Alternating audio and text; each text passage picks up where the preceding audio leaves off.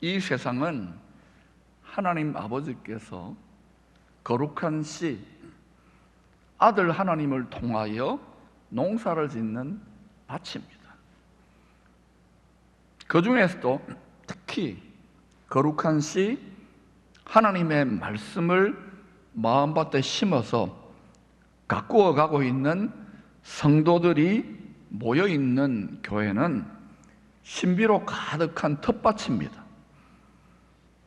이 구원의 농사를 통하여 농부가 추수하기 원하는 열매가 뭐냐면은 예수님을 닮은 사람들의 영혼입니다. 이 영혼은 공중의 권세 잡은 이 귀신들도 노려요. 영혼을 먹으려고 그래요. 먹는 방법은, 먹히는 방법은 간단해요. 팔면 돼요, 영혼을. 이 영혼은 너무너무 값진 것이기 때문에 제값받고 팔 수 있기를 축원합니다. 예수의 하나님이 사람이 되신 하나님의 핏값으로만 팔 때 제값을, 가치를 받는 것입니다. 그럼 여러분 물어보십시다. 우리 텃밭에 지금 심겨져 있는데 오랫동안 신앙생활 한 분들도 그렇고 어때요? 예수님을 얼마나 여러분 마음이 닮았는지요. 예수님의 성품, 예수님의 마음, 예수님의 영혼을 얼마나 닮았는지요. 그러니까 이래 보니 여러분 조용하지요? 다 피장이 파장인 거예요. 그러니까 잘난 척하면 안 됩니다. 다 할 말이 없어야 돼요. 자기가 예수 믿고 의로워졌다라고 생각하면 이분은 큰 오산입니다. 믿음이 깊어지면 내가 정말 구제불능의 흉악한 죄인이구나 하기 때문에 더 겸손해지고 더 섬기고 희생하게 돼요. 믿습니까? 이런 부분에서 우리 갈 길이 멀어요. 이 신비한 구원 농사에 수많은 신비들을 이 땅에서도 볼 수 있고 저 하늘에서도 볼 수 있는데 그 중에 먼저 앞부분에서 두 가지를 살펴보고 마지막 결론부에서 하나 더 살펴보도록 하겠습니다. 첫 번째, 이 농사의 신비는요, 죽는데 더 많은 생명의 열매를 거두는 것입니다. 요한복음 12장 24절을 같이 한번 읽어보십시다. 시작. 내가 진실로 진실로 너희에게 이르노니 한 알의 밀이 땅에 떨어져 죽지 아니하면 하늘 그대로 있고 죽으면 많은 열매를 맺느니라. 이게 너무너무 기가 막힌 거예요. 이걸 깊이 한번 생각해보면 기가 막힌 거예요. 밀이 땅에 떨어져 죽는데 많은 열매를 맺어요. 안 죽으면 그대로 있습니다. 분명히 땅에 떨어져 죽었는데 다시 살아나서 더 많은 생명의 열매를 맺는다. 이게 참 신기한 거예요. 우리는 이러한 죽음과 부활의 신비, 죽음과 생명의 신비, 어둠에서 빛이 나오고 죽음에서 생명이 나오는 이 신비를 날마다 이 땅에서 보고 살지 않습니까? 농사 짓잖아요. 또 음식들은 전부 다 죽어서 나를 살리잖아요. 이걸 그러면서 우리는 먹고 살기 바쁘다고 대수롭지 않게 이렇게 깊은 의미를 몰라요. 이 세상을 창조하신 창조주의 어마어마한 생명의 신비, 창조의 신비가 그 속에 다 숨어 있는 거예요. 우리 모든 사람들은요, 만물이 다 그렇지만 우리 모든 사람들은 이 세상에, 이 땅에 떨어진 씨들입니다. 씨들. 씨가 있었으니까 누가 이야기합니다. 너는 누구시고? 저는 박씨 집안의 박혁거세예요. 다 다 우리는 땅에 떨어진 씨예요. 근데 죽은 다음에 어떤 열매로 나타날지는 죽은 다음에 온전히 알게 될 겁니다. 이 세상에 아무리 선행을 많이 하고 수련을 많이 하고 공로를 많이 쌓아도 분명히 성경이 진짜 진리라면, 불법의 책이 아니라면 약속의 씨, 하나님의 거룩한 영생의 말씀 씨앗을 딱 심어 놓은 사람, 요걸 그래도 지키고 한 번 죽는 사람은 그래도 자기 하나는 영광의 부활을, 생명의 부활을 해요. 그렇게만 하면 아깝잖아요. 그래서 더 지혜롭고 충성된 성도는 어떻게 되느냐, 하나님의 말씀 씨앗, 거룩한 예수 씨앗을 내 마음에 딱 심고 난 다음에는 자기가 살아서 막 사는 게 아니고 날마다 중노라의 삶을 사는 거예요. 그 사람은 바울도 건강하게 살았죠. 여러분, 제가 120살까지 건강하게 살라고 축원했습니다. 그렇게 사십시오.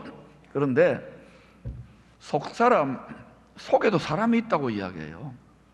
이 세상에 어느 곳에서 잘 이야기 안 하잖아요. 근데 이 속사람에 대해서 날마다 중노라의 삶을 한번 살아보면, 그러면 많은 영원한 생명의 열매를 거두는 줄로 믿습니다. 하나님께서는, 농부 하나님께서는 이 땅의 물질이나 권력이나 우리가 잘 먹고 잘 사는 이런 건 하나도 소용없어요. 영원하시고 무한하신 하나님께는 가장 가치 있는 것은 사람의 영혼입니다. 그래서 하나님이 죽는 거예요. 제가 받고 팔 수 있기를 축원합니다. 오직 예수의 피값으로만. 두 번째는 심은 대로 거두는 신비입니다. 여러 종류의 씨가 있지만 특별히 하나님이 왕이잖아요. 왕이 말을 뱉는 것, 왕의 말입니다. 이 말이 씨잖아요. 우리는 왕의 자녀로, 왕의 형상과 모양으로 최초에는 창조되었기 때문에 사람이요 왕노릇하는 자입니다. 입술의 권세, 우리가 말하는 게 이게 씨예요. 잘 뿌려야 됩니다. 우리 지금 경상도 전문 용어로 뭐라고 씨를 뿌려 샀노 그러잖아요. 다 어때요? 욕하듯이, 비난하듯이, 책망하듯이 하는 말이지만 거기에 굉장한 역설적인 진리가 있는 거예요. 좋은 씨를 많이 뿌리기를 축원합니다. 하나님이 친히 맹세를 하셨습니다. 민수기 14장 28절입니다. 같이 한번 읽어볼까요? 시작. 그들에게 이르기를 여호와의 말씀에 내 삶을 두고 맹세하노라. 너희 말이 내 귀에 들린 대로 내가 너희에게 행하리라. 너희들이 이 세상에서 뿌린 말씨앗대로 내가 농사지어서 열매 맺고 너희들 먹고 살게 해줄게. 결국은요, 당장에는 표가 안 납니다. 당대에 표가 안 날 수도 있어요. 그러나 다음 세대나 점점점 흘러가면 어떻게 되느냐, 뿌린 대로 거두고 심은 대로 거두어요. 특별히 영혼의 관점에서는요, 우리가 이 땅에서 어떻게 뿌리고 심었는지 대로 되는 거예요. 썩어질 것을 위하여, 육신을 위하여서만 심지 마시기를 바랍니다. 육신은 이 세상 용도죠. 영원한 나라 성령을 위해 심으시기를 축원합니다. 주와 복음을 위해 좀 심으시기를 축원합니다. 육신에 속한 성도, 영적인 어린아이들에게는 이 세상이 전부 다인 양 보이잖아요. 눈이 안 열렸기 때문에, 애기들이니까. 바울이 하나님의 말씀을 마음에 품고 대가지불을 하며 잘 가꾼 결과로 그의 삶에 나타난 열매들을 보면서 혀를 쩍쩍쩍 차요. 아이고, 예수 믿고 안 됐다, 버림받고 감옥 들어가고 저렇게 고생하고 이럴 거예요. 참 비참하고 불행해졌네 생각할 겁니다. 또 실제로 비참하고 불행하다고 스스로 생각하는 사역자들도 있을 거예요. 많습니다 지금. 그러나 이 시대를 열어가는 선구자적인 사역자들, 선구자적인 하나님의 사람들은 그 과정을 통과하면서 거기서 뭐예요? 놀라운 하나님의 역전의 전화위복의 복을 받는 거예요. 여러분은 그런 분들이 많을 줄로 믿습니다. 감옥에 투옥된 바울이 자기를 이렇게 인도해 주신 주님에 대해서 많이 불평하고 울고불고 원망하면서 안 믿을 거야 이렇게 했어요? 이 사역 때려치울 거야 이렇게 했어요? 여러분, 이 무렵이 주후 61년 62년경이었습니다. 쓰여진 에베소, 빌립보, 골로새 교회들과 그리고 제자 빌레몬에게 쓴 앳빌골몬이라 그러잖아요. 옥중서신들을 여러분이 잘 한번 읽어보세요. 그의 마음밭에는요, 이 세상에 육신적인 행복이 전부 다인 양 생각하는 성도들이나 세상 사람들은 죽어다 깨어나도 도무지 이해할 수 없는 그 마음밭에 30배, 60배, 100배의 하늘에서나 맛볼 수 있는 풍성한 성령의 열매가 강물처럼, 곡식의 강물처럼 막, 우리 옥수수 같은 거 보면 막 대량 생산은 막 강물처럼 흘러가고 있는 거예요. 어떤 강물이냐? 갈라디아서 5장에 보니까 오직 성령의 열매는 사랑의 강이 흐르는 거예요. 그 마음밭에서, 그 마음에서 생수의 강이, 사랑이 흘러요. 사랑이. 네로 황제하고 자기 막 괴롭히는데 사랑이 흘러요. 할렐루야. 희락은 기쁨입니다. 기쁨이 흘러요. 화평. 내일 모레 죽을 수도 있는데 재판해가지고 화평, 오래 참음, 자비, 양선, 충성, 온유, 절제, 이 같은 것을 금지할 법이 없느니라. 할렐루야. 이 세상의 법으로 아무리 예수제들을, 교회를, 여러분을 어렵게 하더라도 우리가 우리 마음에 이 생수가 9가지의 강, 성령의 열매가 마음에 두 계속 잘 가꾸어지면, 주님이 우리 마음을, 우리 영혼을 거닐시면은 말씀으로 견고한 요새 다윗의 성처럼 쌓아놓으면은 어떤 하늘과 땅이 진동하더라도 하나님이 책임지십니다. 믿습니까? 여러분, 저는 이 믿음을 가지고 목회합니다. 성경을 이렇게 안 보시는 분들도 많아요. 저는 이렇게 믿습니다. 근데 이게 눈에 보이는 강이 아니잖아요. 9개의 강이. 그래서 이것을 마음속에 숨겨놓고 흐르는, 저는 영혼의 지하수가 흘렀다고 표현하는 거예요. 지하수가 터져 나오는 거예요. 오늘도 여러분, 영혼의 지하수가 터지기를 축원합니다. 그래야 이 내 마음밭이 옛날 에덴 동산이 아니라 새 에덴 동산 비스무리해질 거 아닙니까? 지금은 옛날 에덴 동산이죠. 날마다 선악, 지식, 판단의 열매를 우리가 뜯어먹으면서 말이죠, 여러분 마음의 보좌에 있는 지 마음대로 대왕, 지 고집대로, 지 소견대로 대왕을, 지 느낌대로 대왕을 반드시 끌어내리시기를 축원합니다. 항상 여러분이 선구자적인 돌파에 앞장서면 반드시 불화살로 여러분 심령이 너덜너덜해지는 경험을 하게 됩니다. 육체도 그럴 수 있지만 지금은 그래요. 심령이. 그리고 인자는 머리 둘 곳이 없도다의 경험을 해요. 그리고는 이렇게 저렇게 싸우지도 않으면서 그걸 이렇게 판단하고 평가하는 분들은 회개하고 가슴을 찢고 이 비전에 정렬될 수 있기를 축원합니다. 예수의 영원한 비전에 정렬될 수 있기를 축원합니다. 바울이 어떻게 탈출했는가? 골로새서 1장 24절입니다. 같이 읽읍시다. 시작. 나는 이제 너희를 위하여 받는 괴로움을 기뻐하고 그리스도의 남은 고난을 그의 몸된 교회를 위하여 내 육체에 채우노라.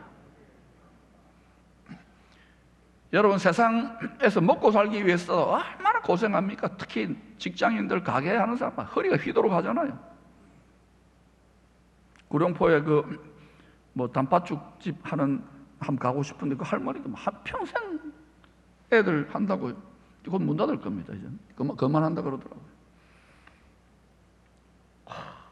저 정도도 열심히 못하나? 새벽 4시부터 일어나야 되죠. 여러분, 편안한 게 꼭 축복이 아닙니다. 근데 우리는 여기에 주와 복음을 위해 고생하는 것은 불가능합니다. 지금 안 그래도 여러분 삶 자체가 너무 힘든데, 여러분 여기 이렇게 나와 있는 것은 기적 같은 일이에요. 아멘 좀 하소. 여러분 칭찬한 거예요. 지금 여기에 고생을 하자고 하는데 낙이다 그러고 여러분 따라오는 것도 제가 볼 때는 기적 같은 일이에요. 이 세상 거꾸로 가는데. 그런데 여러분 계속 고생만이 아닙니다. 전어위복이 있을까요, 없을까요? 근데 이게 지하수에서 시작된다니까요. 영혼이 잘된 가치부터. 아멘. 바울은요, 자기 육체를 잔으로 생각했어요.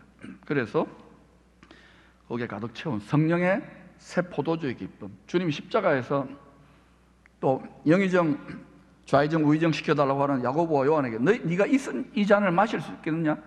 주님의 육체도 잔 아닙니까? 그게 뭐예요? 포도 식초인 거예요. 맛있는 프랑스 보르도 와인이 아니고 포도 식초. 고난에 쓴 잔.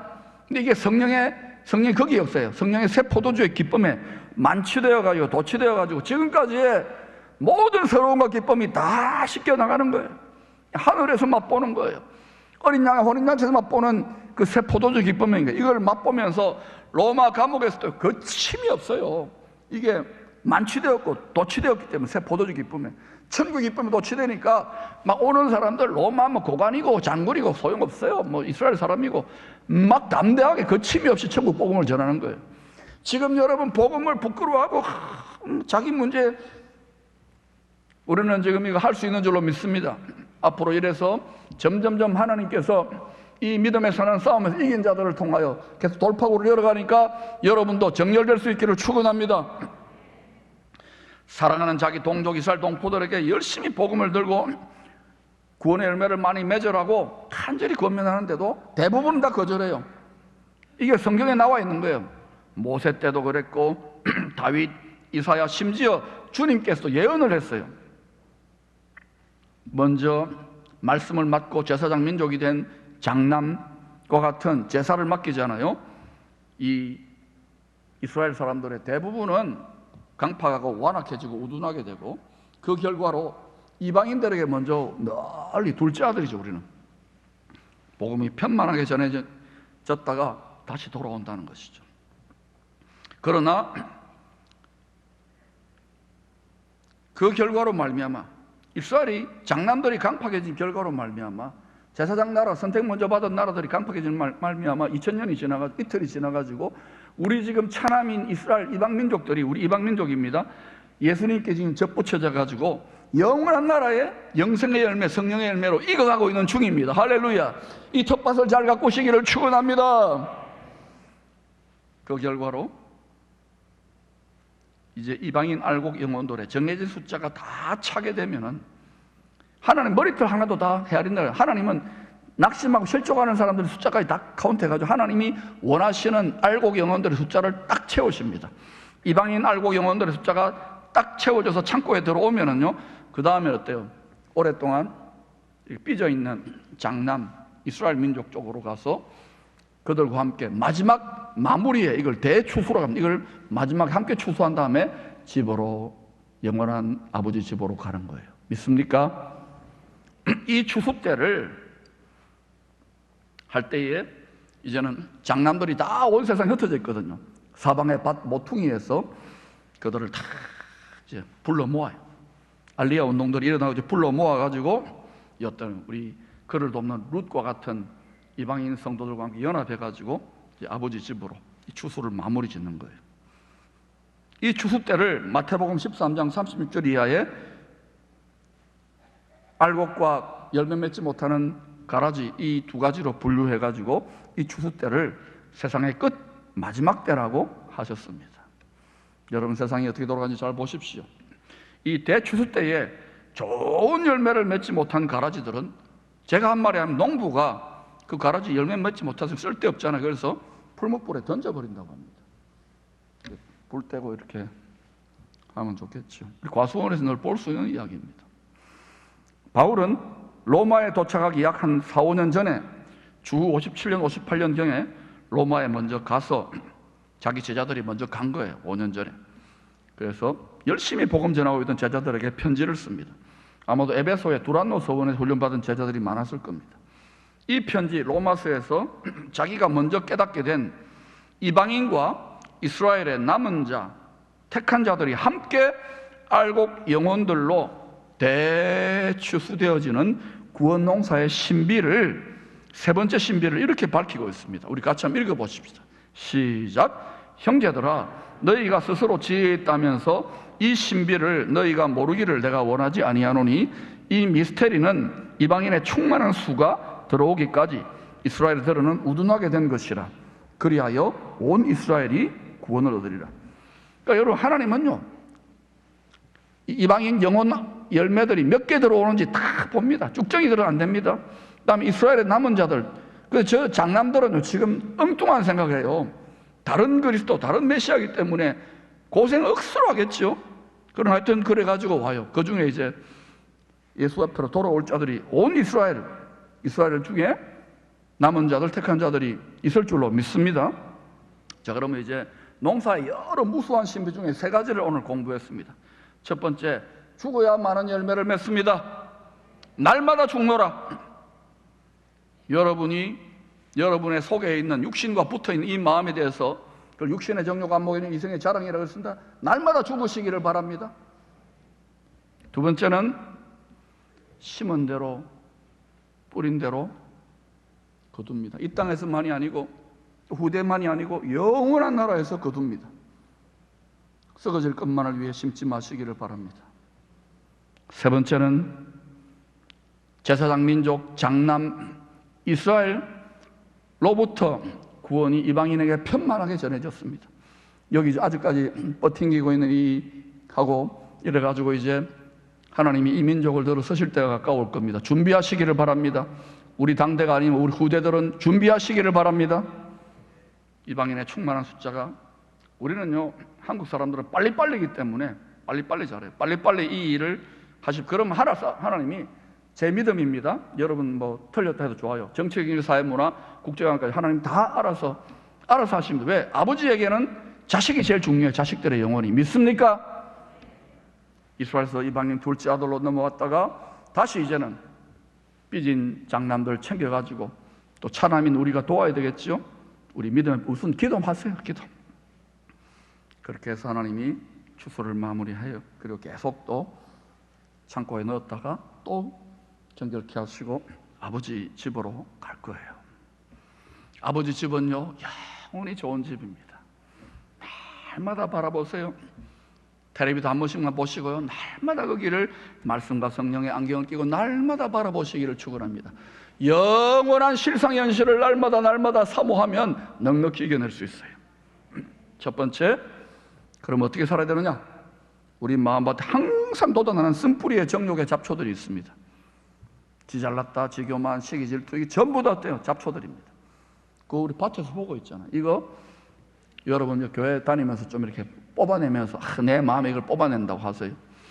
처음에 제가 여기 이사 와가지고 열심히 뽑다가 지쳐가지고 못 뽑겠더라고요. 채고 있고 뽑았는데 이게 우리 마음에 돋아나는 거예요. 이거 여러분 하시기를 바랍니다. 날마다 기도의 곡괭이를 들고 말씀의 호미를 가지고 때로는 성령의 낫을 가지고 탁 빼어냈어요. 또 다를 거예요. 또 나을 거예요. 여기는 가라지를 뿌리는 곳이기 때문에 또 해서 우리 마음밭을 이렇게 앞으로 우리가 들어갈 새된 농산처럼 좋은 마음밭으로 예비할 수 있기를 축원합니다. 그냥 내버려두면요, 여러분이 몇 대째 집안이고 순교자의 집안이고 뭐 내가 뭐 직분이고 소용없어요. 한 방에 훅 갑니다. 다윗을 보세요, 솔로몬을 보세요.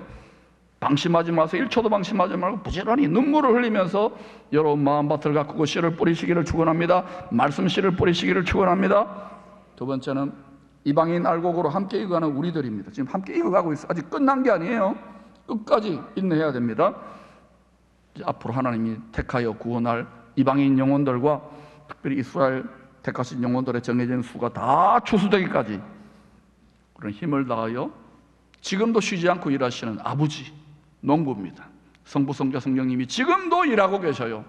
아버지가 일하는데 자식된 우리들이 그저 내 믿음 하나 지키고 무엇을 먹을까 걱정하다가 나중에 아버지 집 가면 어때요? 할 말이 있겠어요? 상이 많겠어요?